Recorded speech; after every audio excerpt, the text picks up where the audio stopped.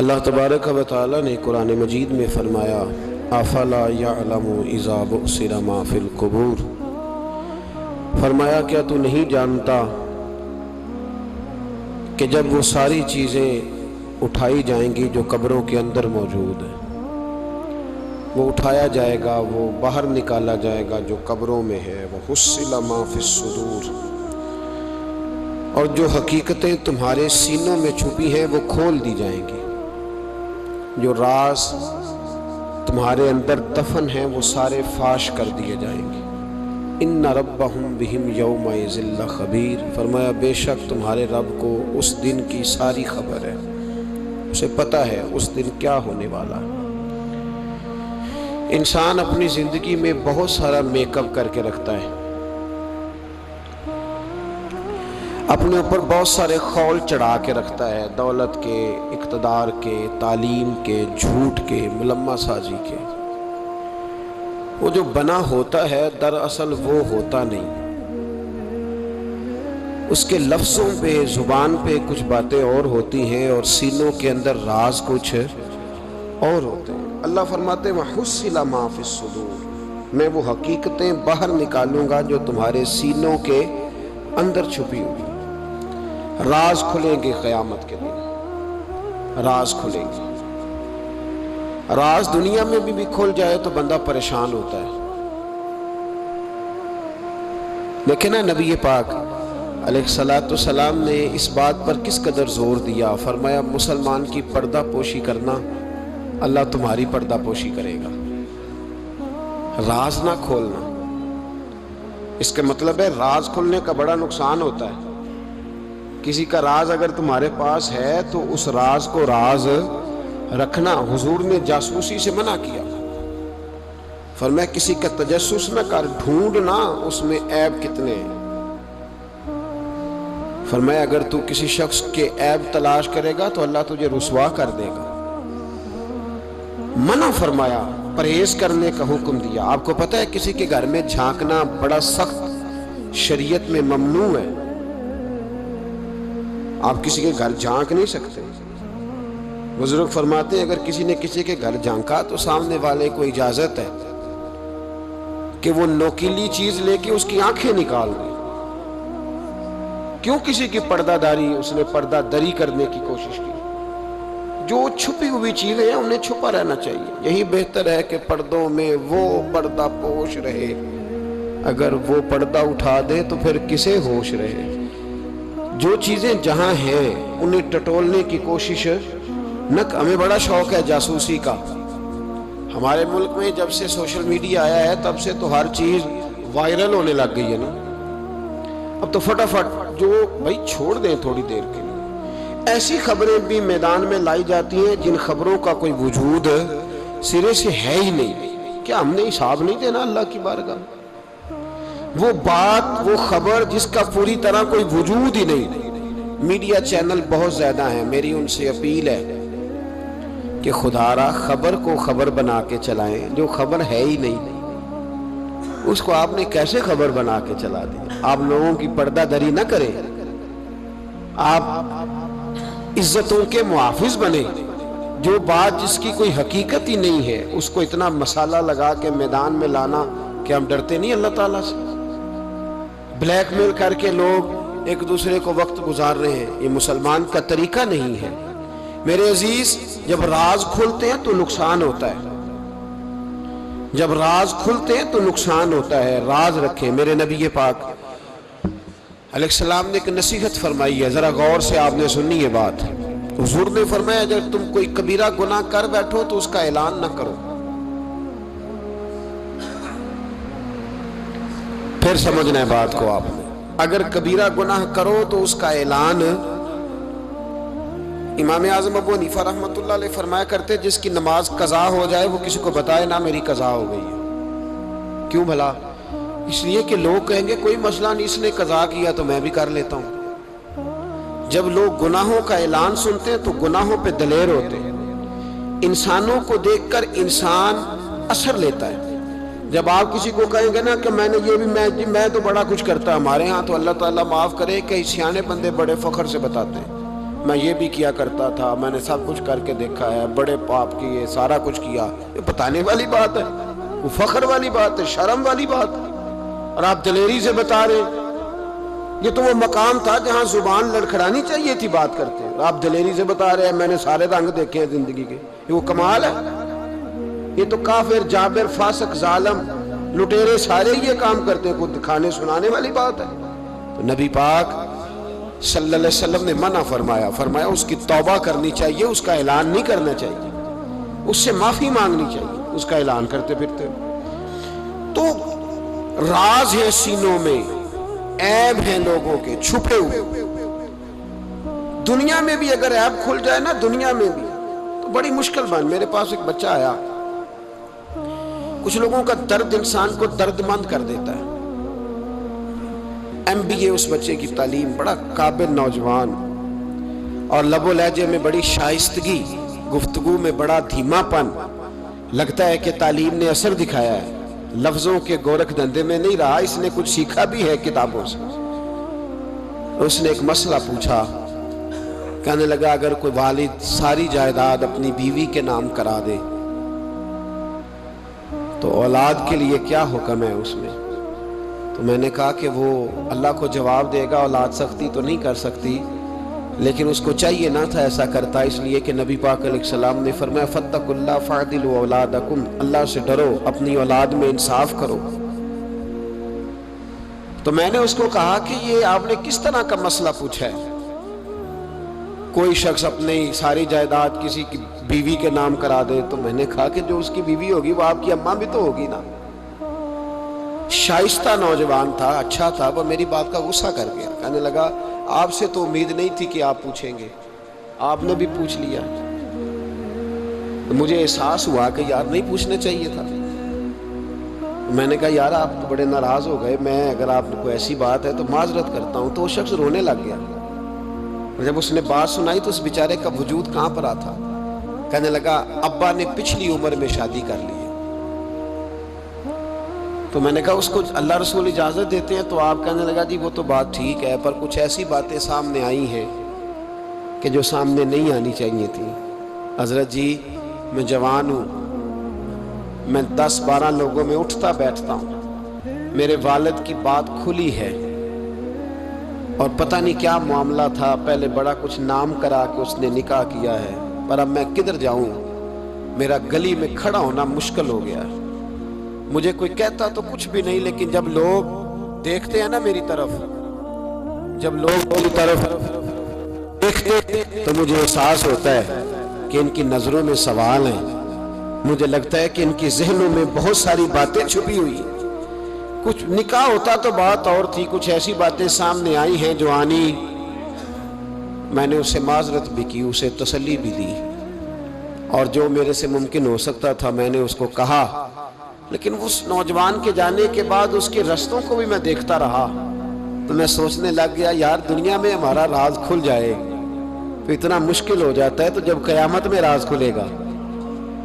دنیا میں دیکھیں نا، ہمارے ہاں لوگ اگر برا جانتے بھی ہیں تو وہ اللہ ماشاءاللہ معاذ اللہ غیبت کرتے ہیں، سامنے آ کے بات، یہی مزاج ہے نا معاشرے کا کہ لوگ بہت بڑا ظلم کرتے ہیں، اپنی جان پر غیبت کرتے ہیں، سامنے آ کے بات، تو قیامت میں تو ہر چیز سامنے ہوگی، ہر چیز سامنے آ جائے گی، کھل کے بات سامنے آئے گی، کس نے کیا کیا، اپنے عہدے کے ساتھ جس جگہ وہ بیٹھا تھا اس منصب کے ساتھ اس نے کتنی وفا کی یہ بھی پتہ چلے گا، کتنا دھوکہ دیا یہ بھی خبر ہوگی۔ بہت سارے لوگ جعلی ڈگریاں لے کے نہیں بیٹھے ہوئے، لے لیا نا عہدہ، ان کی تنخواہ جائز ہے ان کے لیے، بولے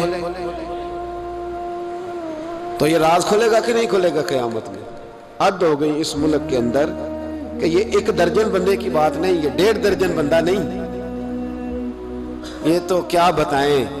اور ہم دنیا میں اپنا کون سا منہ لوگوں کے سامنے کریں کہ یہ ایک لائن ہے لمبی، ڈگری جعلی، کاغذ کا ایک ٹکڑا لیا تو وہ بھی جعلی۔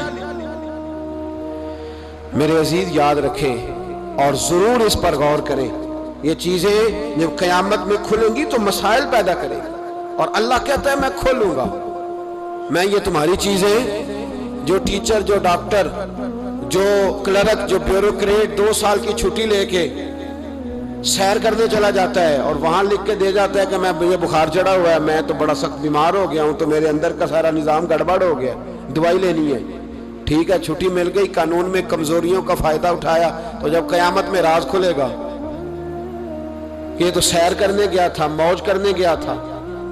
یہاں تو لوگ نوکری لے کے خوشحال ہو جاتے ہیں، کہتے ہیں جی اللہ کا بڑا فضل ہے، میں 2 گھنٹے جاتا ہوں۔ میں نے کہا فضل نہیں، یہ آزمائش ہے، یہ شرم والی بات ہے جو دلیری سے تو کہہ رہا ہے، یہ شرم حیا والی بات ہے۔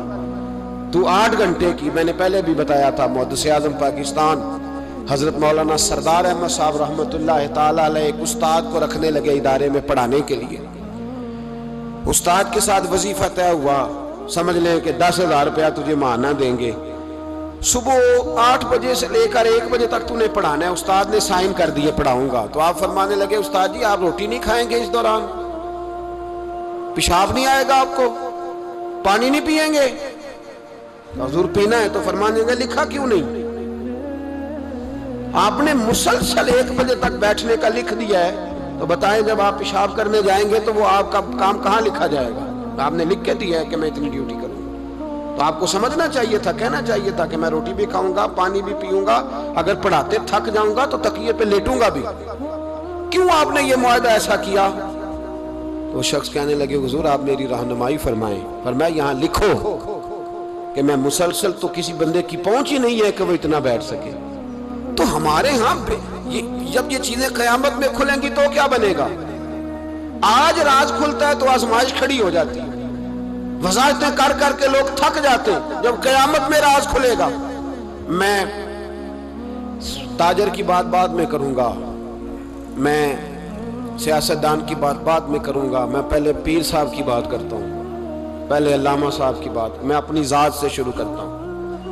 ایک شخص پیر بن کے بیٹھ گیا، علامہ صاحب درویش مصلح بن کے بیٹھ گیا، لوگوں نے اپنی عقیدتوں کی جبین اس کے سامنے جھکائی، لوگ کئی راتیں اس کے سامنے ہاتھ باندھ کے کھڑے رہے، اس کے لیے لوگوں نے محبت کے سارے تقاضے پورے کیے، اپنی جیب کاٹ کے اس کی خانقاہ کو چلایا، اپنی جائز کمائی اس کے ہاتھ پہ رکھ کے لوگوں نے ایک ادارہ چلانے کے لیے اسے کہا، لوگوں نے اس کی گاڑی کو چوما۔ میں لاہور میں تھا چند دن پہلے، تو گٹر کے اندر گاڑی کا ٹائر چلا گیا، تو میں نے بچے سے کہا کہ کوئی ایسی چیز منگائی جائے، کوئی لکڑی ایسی ہو جائے جو پیچھے رکھی جائے تو گاڑی کو پیچھے موڑیں گے۔ آپ یقین کریں 5-6 لوگ دوڑے آئے، انہوں نے کہا ہم اٹھاتے ہیں، آپ گاڑی پیچھے کریں۔ تو میں نے کہا کپڑے بھر جائے، کہنے لگے حضرت صاحب چھوڑیں، کپڑے بدل بھی جائیں گے، ہمیں اللہ نے موقع دیا۔ تو ان لوگوں کے منہ تک وہ پانی جا رہا تھا، لیکن وہ گاڑی اٹھا رہے تھے، تو ہم لوگوں نے حساب نہیں دینا ان عقیدتوں کا، ان محبتوں کا جواب نہیں دینا؟ اتنی عقیدت کو شخص کرے کہ وہ گندا پانی منہ تک لے جانا پسند کرے کہ یہ شخص نیک ہے تو میں نے اس کی نوکری کرنی ہے، تو اگر وہ شخص جھوٹا ہو، اگر وہ شخص بنا ہوا ہو، اگر وہ اپنا قد اونچا کرنے کے لیے مذہب کا نام استعمال کر رہا ہو، مذہب اس کا مشن نہ ہو، بلکہ مذہب پیسے کمانے کے لیے اس نے اختیار کیا ہو، دولت اکٹھی کرنے کے لیے، تو آج تو چلو ٹھیک ہے، لوگ بیچارے عقیدتوں اور محبتوں کا خراج دیتے رہیں گے، لیکن وَحُصِّلَ مَا فِي الصُّدُورِ، جب قیامت میں پردہ کھلے گا، قیامت میں پردہ کھلے گا۔ میں نے کہا تھا کچھ جمعے پہلے، پھر بات دہراتا ہوں، ایک درویش شخص ہیں، وہ کہتے ہیں میں زندگی میں کبھی نہیں کام پا، پر ایک طوائف مجھ پہ راشا طاری کر گئی، طوائف، کہتے ہیں میں نے جبہ کبہ پہنا تھا، طوائف میرے پاس سے گزر رہی تھی، تو میں نے اس کو کہا کہ بچے باز آ جا، اللہ اللہ کیا کر، چھوڑ دے، تو اس نے نقاب آگے کر لیا، کہنے لگی بابا میں تو آپ کی بات پر عمل کروں گی، پر ایک جملہ کہنے کی اجازت ہے؟ تو میں نے کہا بیٹی کہہ لو۔ تو کہنے لگی بابا میں تو جو نظر آ رہی ہوں نا وہی ہوں، جو نظر آتی ہوں وہی کہلاتی ہوں، تو بتا تو جو کہلاتا ہے وہ جو نظر آتا ہے وہی کہلاتا ہے کہ کچھ اور بھی ہے؟ تو کہلاتا کچھ ہے اور بنا ہوا ہے کچھ اور، تو بھی دیکھ کے تو وہی ہے جو تو کہلاتا ہے۔ کیا حساب نہیں دینا لوگوں نے؟ باہر نہیں آئیں گی یہ ساری چیزیں؟ اتنا بڑا دھوکہ، اور کوئی چیز نہیں ملی استعمال کرنے کو، جب الیکشن آیا تو اسلام زندہ باد، جب الیکشن آیا تو اسلام زندہ باد، اور اس کے نام پہ ووٹ اور اس کے نام پہ سارا کچھ. اور جب تھوڑا سا اللہ تعالیٰ خیر فرمائے حالات بدل گئے، 2-3 سیٹیں مل گئیں، تو پھر کسی بھی حکومت کے پاس جا کے 2 وزارتیں لے لی. میرے پاس بھی لوگ آتے رہتے ہیں. ہماری قوم کو سب کو سیاستدان بنا دیا گیا ہے. اس طرح سیاستدان کا کوئی پتہ نہیں نا کس پارٹی کا ہے، اس طرح عوام کا بھی اب یہ سارا نفاق ان لوگوں نے برپا کیا ہے. یہ ان لوگوں نے لوگوں میں بات اچھالی ہے. لوگ بھی اس کو بھی کہہ دیتے ہیں تیرے ساتھ ہیں، اس کو بھی کہہ دیتے ہیں. کیا کریں، ان کے شر سے بچنے کے لیے ایسا کرتے ہیں، ورنہ شر پھیلاتے ہیں لوگ. ایک صاحب میرے پاس آ گئے. اب جب آپ کے پاس کوئی شخص آتا ہے تو آپ دروازہ تھوڑی بند کر سکتے ہیں. آ گئے ملنے کے لیے، انہوں نے آ کے نہ موبائل نکالا، کہنے لگے 100 سے زیادہ تقریریں ہیں آپ کی تقریر سنے بغیر میں سوتا نہیں. آئے سیاسی مقصد کے لیے، میں آپ کی تقریر سنتا ہوں. میں نے کہا اللہ آپ کو جزائے خیر دے، مجھے تو پوری دنیا سے لوگ کہتے ہیں تقریر سنتا ہوں. چلے مہربانی ہے، مجھے تب فائدہ جب کوئی تقریر سن کے اثر بھی کرے. تو چلیں خیر، آپ کہہ رہے ہیں تو اچھی بات ہے. انہوں نے اس پر اور تھوڑا زور دینا شروع کیا. تو کئی دفعہ نا تکلیف ہوتی ہے کہ یار آپ کیا سمجھتے ہیں سامنے والا پاگل ہے، بیوقوف ہے. اور جو ساتھ لے کے آنے والے ہوتے ہیں وہ بھی خیال نہیں کرتے ہم کیا کہہ رہے ہیں. آپ پاگل سمجھ رہے ہیں سامنے والے کو کہ آپ جھوٹی تعریف کریں گے سامنے والا مان جائے گا. ڈرنا چاہیے اللہ تعالیٰ سے. یہ بڑی تقریر، یہ آپ وہ جو آپ نے ایک موقع پہ کہا تھا، میں نے اسے کہا، میں نے کہا صاحب آپ نے 10 دفعہ کہا ہے تو میں نے سن لیا ہے، لیکن مجھے 1% بھی خوشی نہیں کہ آپ مجھے سنتے ہیں. یہ کام آپ الیکشن کے بعد آ کے میرے ساتھ کرتے ہو تو مجھے بڑی خوشی ہوتی، مجھے تسلی ہوتی کہ آپ واقعی مجھے سنتے ہیں. یہ کیا بات ہوئی؟ پتہ نہیں اب آپ کس کس کو جا کے یہ کہیں گے، کس کس کے ساتھ آپ یہ زاویہ نگاہ لگائیں گے. جو تجھے دیکھ کے پھر کسی اور کو بھی دیکھے، جو تجھے دیکھ کے پھر کسی اور کو بھی دیکھے، تماشائی ہے وہ طالب دیدار نہیں. تو میں نے کہا آپ تماشائی بن کے نہ آئے، مہربانی فرمائیں جائیں کہیں اور جا کے. کیا سمجھا لوگوں نے؟ جس طرح کا موڈ آئے گا جس کے ساتھ آپ جائیں گے. اب تو اتنا ماحول عجیب ہو گیا. پہلے کو کسی بزرگ سے ملتا تھا نا، کسی کو نیک سمجھ کے تو کہتا تھا حضرت میرے لیے دعا کرنا. اب کو ملتا ہے تو کہتا ہے حضرت یا اوراں ویکھیا جے تہاڈی سیلفی لینی ہے. یہ کون سا دین؟ آپ مذہب کے نام پہ بھی وہی ملمہ سازی، وہی بناوٹ. تو جب راز کھلے گا، وحصل ما فی الصدور، جب سینوں کی چیزیں باہر آئیں، میں کہتا ہوں آج راز کھل جائے. مشکل ہو جاتا ہے، لوگ وضاحتیں دیتے پھرتے ہیں. جب قیامت میں راز کھلیں گے، سب سے پہلے دیندار شخص کو دیکھنا چاہیے. میرے نبی پاک علیہ السلام نے فرمایا سب سے پہلے جہنم میں ریاکار عالم دین کو ڈالا جائے گا. عالم کو سب سے پہلے دوزخ میں ڈالا جائے گا، اس لیے کہ اس نے اپنا قد اونچا کرنے کے لیے دین کو ٹیشو پیپر بنایا. یہ تو بات ہو گئی دینداروں کی. ایک سیاستدان نے نعرہ لگایا، اس نے کہا روٹی دوں گا، کپڑا دوں گا، مکان دوں گا. ایک بعد میں پھر آ گیا، اس نے کہا تحفظ دوں گا. ایک تیسرا آ گیا، اس نے کہا میں فلاں کر دوں گا. آتے رہے. لوگ بیچارے مجبور ہیں، پریشان ہیں. ہمارے ملک میں PhD کرنے کے بعد لوگوں نے چائے کے ڈھابے بنائے ہوئے. لوگ آزمائش کا شکار ہیں. کدھر جائیں؟ سیاستدان کے پیچھے لگ گئے. لوگوں نے نعرے بھی لگائے، لوگوں نے اپنی جیب سے پوسٹر بھی اس کے بنوا کے چسپاں کیے. ساری اس کے پیچھے لوگ لگ گئے. اب ہمیں تو نہیں نہ پتا تھا کہ وہ تو غریبوں کے جذبات سے کھیل کر اپنا قد اونچا کرنے جا رہا ہے. وہ تو ہوس اقتدار کا پجاری ہے. وہ تو صرف کرسی کے لیے لوگوں کے جذبات سے کھیل رہا تھا. اس نے تو اتنے زبردست نعرے اس لیے سکھائے تھے کہ لوگ میرے پیچھے لگ جائیں. کسی کی مجبوری کا نام لے کے اسے پیچھے لگا کے پھر وہ اپنے ذاتی مفادات لینا چاہتا تھا. اللہ فرماتے ہیں دنیا میں تو دھوکہ دے لے گا، پر وَحُصِّلَ مَا فِي الصُّدُورِ، میں راز کھول دوں گا. ایک حدیث سنانے لگا جو آپ نے رٹ کے یاد کرنی ہے. کر لیں گے انشاءاللہ؟ بولیے سارے کہیے انشاءاللہ. کر لیں گے یاد ماشاءاللہ سے. سنیں، ابو داؤد شریف میں، ترمذی میں حدیث ہے. نبی پاک علیہ السلام نے فرمایا کچھ لوگوں کی پشتوں پر اللہ قیامت میں جھنڈے گاڑ دے گا. پشت ہوتی ہے نا، پشت، مقعد، سرین، اس پر اللہ جھنڈا گاڑ دے گا، وجود کے ساتھ لگا دے گا. حدیث صحیح عرض کر رہا ہوں. حضرت انس بن مالک رضی اللہ تعالیٰ عنہ حدیث کے راوی ہے، فرمایا جھنڈا پشت کے ساتھ گاڑ دیا جائے گا. اور اونچا جھنڈا ہوگا قد سے، تو لوگ سارے کہیں گے یا اللہ یہ کون ہے، کون ہے یہ؟ تو رب کریم فرمائے گا یہ اپنی قوم کا غدار ہے، یہ اپنی قوم کا، ان کے جھنڈے یہاں نہیں لگیں گے، ان کے جھنڈے وہاں بھی لگیں گے۔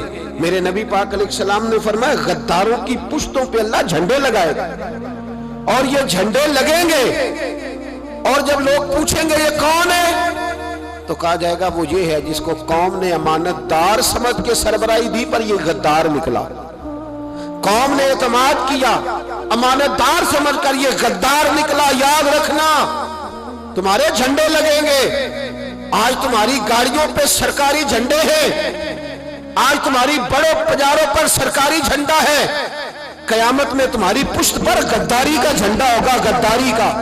اور میرے نبی پاک علیہ السلام نے فرمایا غریبوں کو اللہ قوت دے دے گا، اور جو تکبر کرنے والے تھے انہیں اللہ کیڑیوں کی شکل عطا کرے گا، چیونٹیوں کی شکل، کیڑے مکوڑے بنا دے گا، اور غریب پیروں کے نیچے مسل کے جائیں گے۔ وقت تھوڑا رہ گیا، وَحُصِّلَ مَا فِي الصُّدُورِ، فرمایا تمہارے سینے کے سارے راز اللہ باہر نکال دے گا، فاش ہو جائے گی ہر چیز، کھل جائے گا سارا، آئینہ باہر آئے گا، تمہیں وہ سارا کچھ بھگتنا ہے۔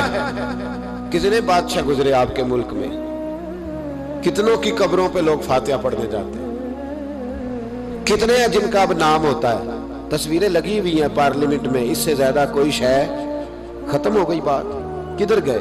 ہمارے تو نوجوانوں کو یاد بھی نہیں، کیا کیا کسی نے کمال کر لیا وزیر اعظم بن کے، کیا اس نے کر لیا، ختم ہو گئی بات۔ خدا را جو آپ ہیں آپ وہی بیان کریں، دھوکہ نہ دیں، ورنہ یہ راز جب کھلے گا۔ میرے نبی پاک علیہ السلام نے فرمایا بہت بڑا تاجر قیامت میں اللہ کی بارگاہ میں کھڑا کیا جائے گا، اللہ اس کے بچوں کو بھی بلائے گا، کہے گا تمہیں پتہ ہے تمہارا مال حرام ہے، ناجائز ہے، تمہارے باپ نے دھوکے سے کمایا ہے۔ تو نبی پاک علیہ السلام نے فرمایا، امام سیوطی نے حدیث لکھی ہے، نبی پاک فرمانے لگے وہ اولاد اپنے باپ پہ مقدمہ کر دے گی، وہ جن کو دے گیا نا کہ وہ والا پلاٹ بھی تیرا، وہ والا بھی تیرا، وہ والا بھی، وہ مقدمہ کر دے گا۔ وہ کہیں گے اے اللہ ہم نے اسے کہا تھا ہمیں ناجائز مال دے، اس سے پوچھ اس نے کیوں کمایا۔ میرے مصطفیٰ کریم علیہ السلام فرماتے ہیں احد پہاڑ کے برابر اس کی نیکیاں ہوں گی، لیکن جرم یہ ہوگا کہ کمائی حرام تھی، تو اللہ کریم ان بچوں کے مقدمے کی وجہ سے باپ کو جہنم میں داخل کر دے گا۔ یہاں وہ سخی بھی بن کے گیا ہے، یہاں وہ کہتا وہ کہانیاں سنایا کرتا تھا کہ میں بڑی محنت سے آگے گیا ہوں۔ وَحُصِّلَ مَا فِي الصُّدُورِ، میں تمہارے سینوں کی چھپی چیزیں راز کھول دوں، راز فاش ہو، تمہیں ہر چیز دیکھنی پڑے گی۔ میرے رسول پاک علیہ السلام کی ایک حدیث بڑی انفرادی ابن حجر نے لکھی، میں تو اس حدیث کو پڑھ کے میں نے کتاب بند کر دی، میں نے کہا اللہ ہمیں معاف کرے۔ نبی پاک علیہ السلام نے فرمایا جس کو امین بنایا گیا اور اس نے خیانت کی، وہ کسی جگہ کا بھی امین تھا، وہ ممبر رسول کا امین تھا یا ڈاکٹر کی کرسی کا، وہ کسی سکول کے ادارے کا امین تھا یا حکومت میں کسی عہدے پہ جسے امین بنایا گیا، توجہ ہے میری بات پر، جسے امین بنایا گیا اس نے خیانت کی، تو اس نے جس چیز کی خیانت کی ہوگی وہ چیز قیامت کے دن اس کی گردن کے ساتھ لٹکی ہوئی ہوگی، گردن کے ساتھ۔ محبوب فرمانے لگے ایک شخص آئے گا اس کی گردن پر اونٹ بیٹھا ہوگا، اور حدیث کے لفظ یہ ہیں حضور فرماتے ہیں مجھ سے فریاد کرے گا یا رسول اللہ میری مدد کرے، تو میں اسے کہوں گا میں نے تجھے سمجھایا نہیں تھا، اب تیرے بارے میں اللہ فیصلہ کرے گا۔ پھر ایک اور شخص آئے گا تو اس کی گردن کے ساتھ، اس نے چونکہ گھوڑے چرائے تھے تو اس کی گردن کے ساتھ گھوڑے لٹکے ہوئے ہوں گے، گھوڑے، اللہ اکبر، تو وہ فریاد کرے گا حضور میری مدد کرے۔ ذرا یہ چیزیں بھی جاگ کے سنا کریں۔ آپ شفاعت رسول کے موضوع پر نعرے لگاتے ہیں، پہلے یہ بھی تو دیکھیں نا حضور سفارش کریں گے کس کی، اس پر بھی ذرا غور فرمائیں۔ وہ جو سبحان اللہ ماشاءاللہ والا عنوان ہوتا ہے اس پہ کہتے ہیں ماشاءاللہ جی آج تو پتہ چل گیا جنتی ہیں۔ وہ بھائی جنت کی سڑک پہ بھی تو چڑھنا ہے کہ نہیں، وہ رستہ بھی اختیار کرنا ہے کہ نہیں، کہ آپ کا خیال یہ ہے کہ آپ کو ہیلی کاپٹر کے ذریعے جنت میں ڈال دیا جائے، کچھ کرنا نہ پڑے۔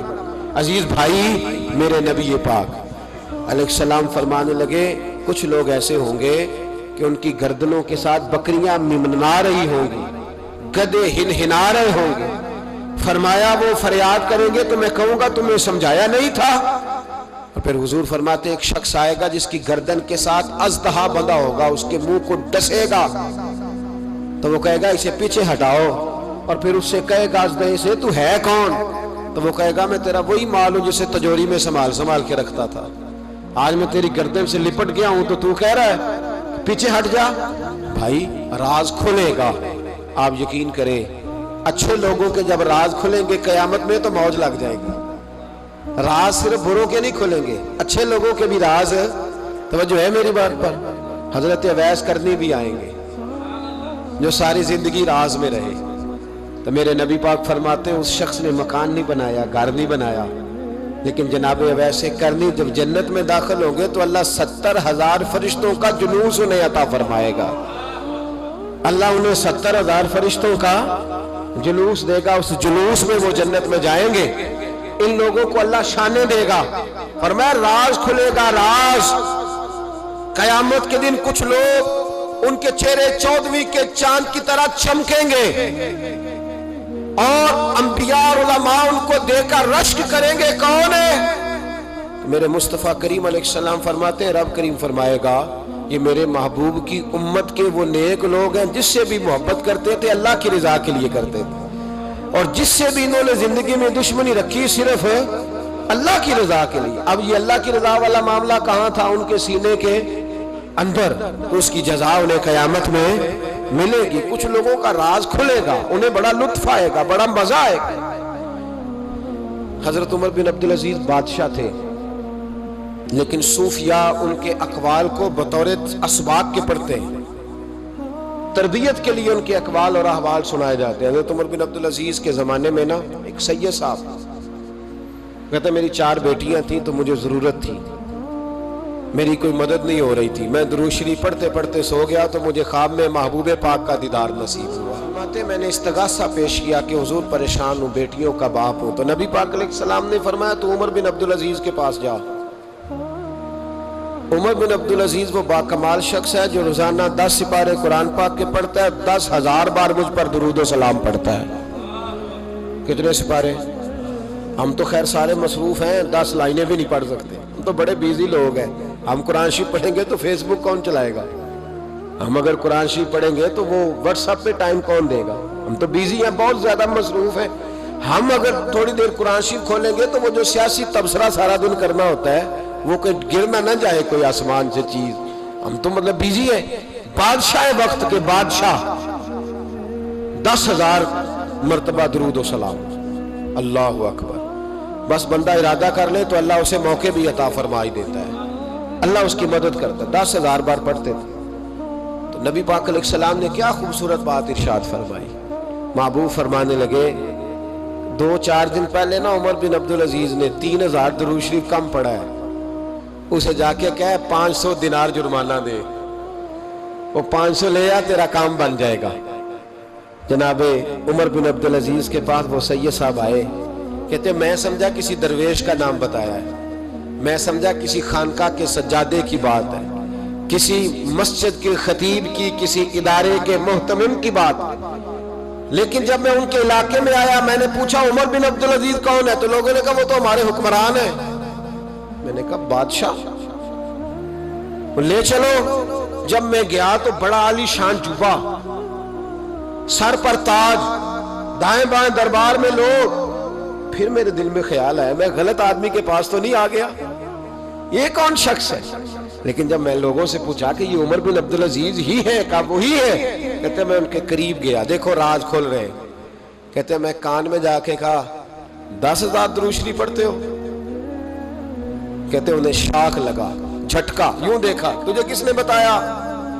میں نے کہا کوئی ہفتہ سوا پہلے 3,000 کم بھی پڑھا ہے۔ کہتے ہیں وہ تو ٹھٹھرنے لگے، فٹافٹ میرا بازو تھاما کونے میں لے گئے، کہنے لگے یہ تو میری بیوی کو بھی نہیں پتا کہ میں پڑھتا ہوں، یہ تو میرے خاص خادم کو بھی نہیں پتا، یہ تو میرا اور خدا کا، میرا اور مصطفیٰ کا راز ہے، اللہ رسول سے میرا راز ہے، تجھے کیسے پتا چلا؟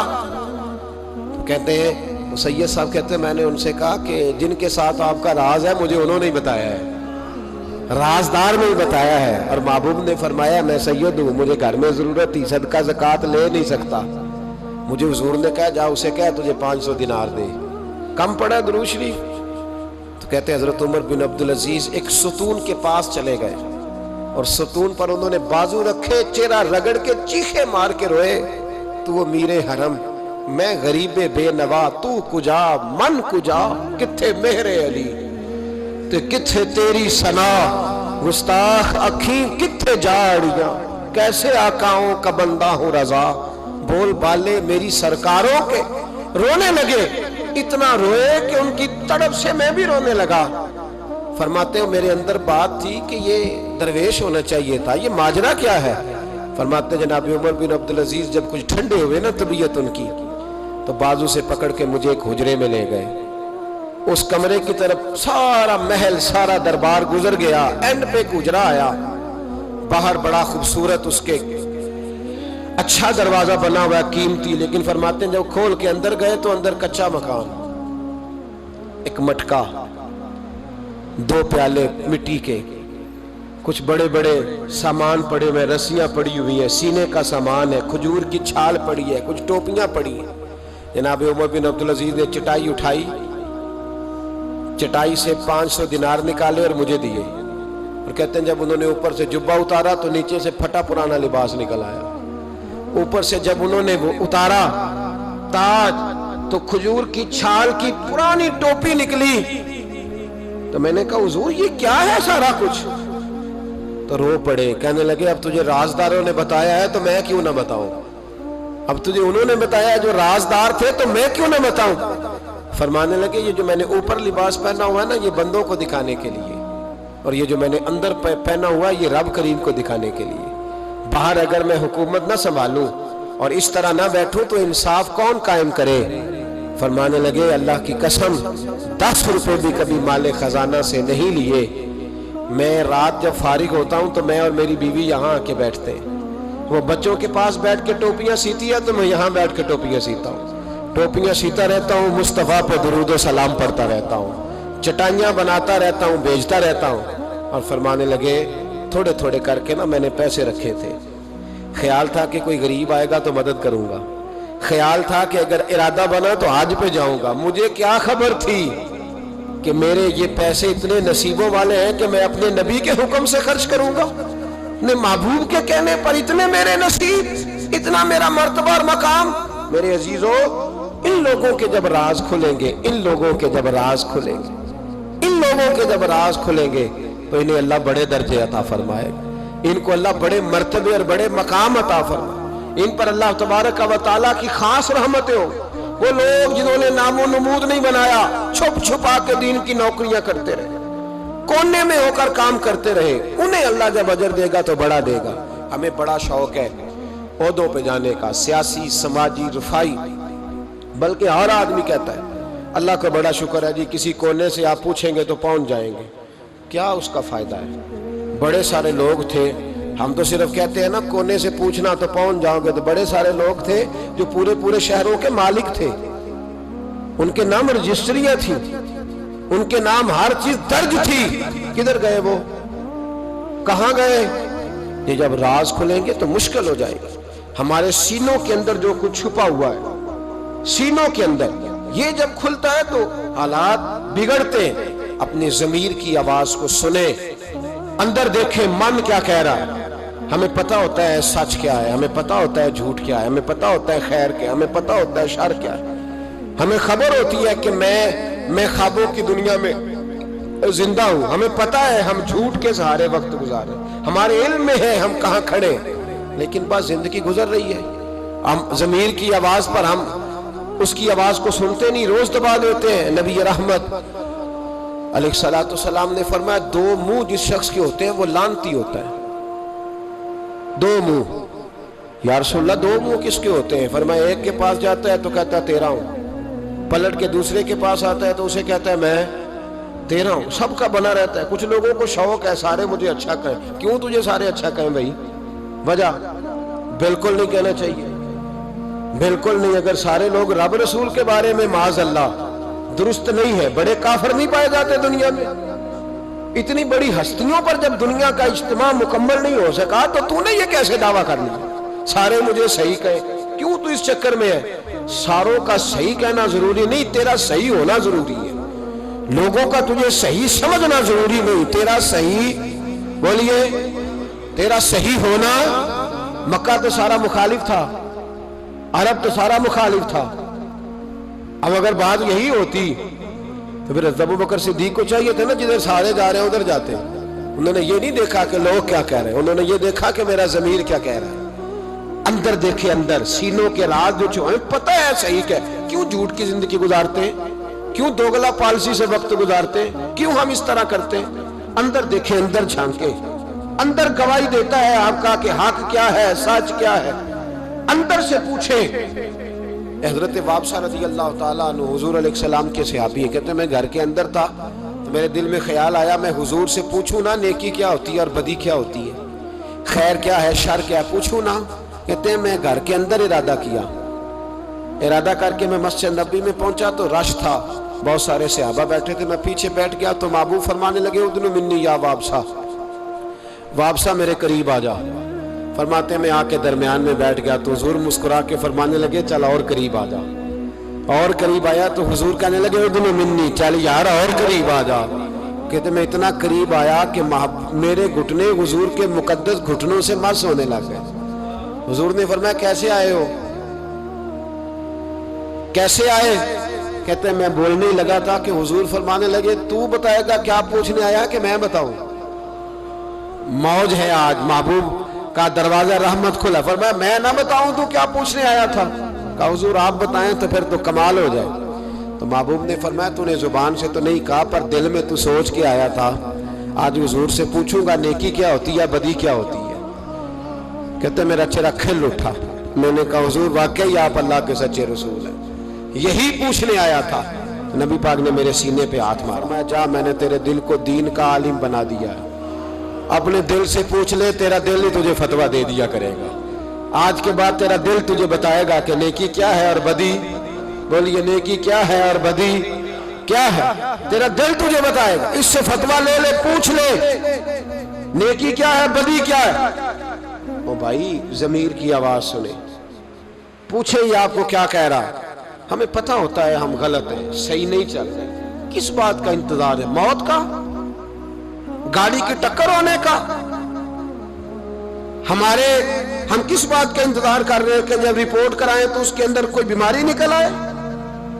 کس بات کا انتظار کر رہے ہیں جب ڈاکٹر ہمیں کہے کہ بس کھانا پینا بند ہے اب آپ کا، بد دوائیوں پہ، اس وقت کا انتظار ہے؟ لوگوں کو ذرا کوئی بیماری کی کھینچ لگتی ہے تو 4 دن سوچتے ہیں اب میں بالکل نیک ہوں، صحیح ہو جاتے ہیں تو انہی چکروں میں۔ او خدا کے بندو اندر کی آواز سنو، آپ کے اندر سے روز آواز آتی ہے کہ نمازیں 5 ہیں تو 5 پوری پڑھنی چاہیے، آپ کے اندر سے آواز آتی ہے کہ میری بقا قرآن پاک میں ہے، مجھے قرآن روز کھولنا چاہیے، آواز آتی ہے کہ میں اس درویش کے جا کے آستانے پہ بیٹھوں گا تو میں بچ جاؤں گا۔ کیوں ضمیر کے قیدی بنے ہوئے ہو؟ کیوں خول توڑ کے باہر نہیں آتے؟ یہی تو خول ابو جہل نے طاری کر لیا تھا، وہ کہتا تھا چدراہٹ کا کیا بنے گا، کام کر لوں، یہ کر لوں، وہ، اس خول کو توڑ دو، باہر نکل آؤ، آواز پہ لبیک۔ کس بات کا انتظار؟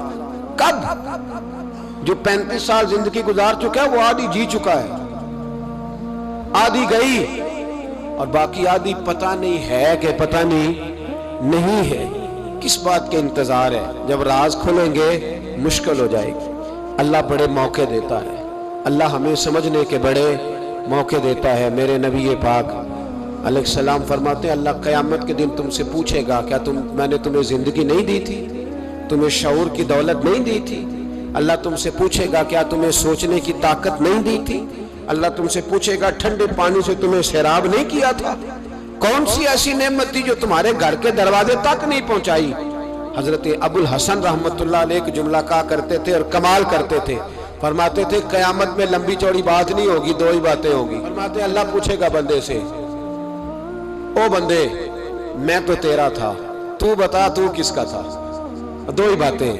اللہ فرمائے گا میں تیرا تھا، تو بتا تو کس کا تھا؟ اپنے اندر تبدیلی لائیں، اندر جھانکیں، یہاں راز کھل جائے تو آزمائش کڑی ہے، بتلائیے جب قیامت میں راز کھلے گا کتنی مشکلات ہوں گی. اپنے آپ کو سمیٹ لیں, استغفار کثرت سے پڑھیں, توبہ کریں ہر معاملہ, اپنا رجوع اپنے رب رسول کی طرف رکھیں. یہ سارا دنیا کا جتنا معاملہ چل رہا ہے یہ سارا ایک چکر ہے, یہ ساری ایک آزمائش ہے. یہ اللہ نے ہمارے ذمہ لگایا ہے کہ تم نے اس سے بچ کے نکلنا. یہ ہماری دانش مندی ہے کہ ہم اس طرف توجہ نہ دیں. کوئی شخص بھی ایک دن کے لیے مکان خرید کے نہیں رکھتا, وہاں وہ مکان خریدتا ہے جس نے اس نے عمر بھر رہنا ہو. یہ دنیا عارضی ہے, 1-1.5 دن کا میلہ ہے. اس پر مکمل خریداری کر کے جم کے نہ بیٹھ جاؤ. اس مکان کی طرف توجہ کرو جہاں ہمیشہ رہنا ہے, جہاں ہمیشہ جانا. جتنا آپ اپنے دادا جی کا ختم دلاتے ہیں نا, آپ کے بچے بھی آپ کو اتنا ہی دلائیں گے. اور جتنا آپ روز کھڑے ہوتے ہیں نا دادا جی کی قبر پہ, بڑی مشکل سے بچے جاتے ہیں, پوتے کوئی نہیں جاتے, بڑی مشکل سے بیٹے. اس سے زیادہ کوئی معاملہ تو آپ کے بعد آپ کا بیٹا 50 سال تک رہے گا, بس ختم. پھر تو قبروں کے نشان تک مٹ جاتے ہیں. وَحُصِّلَ مَا فِي الصُّدُورِ, فرمایا میں کھول دوں گا راز.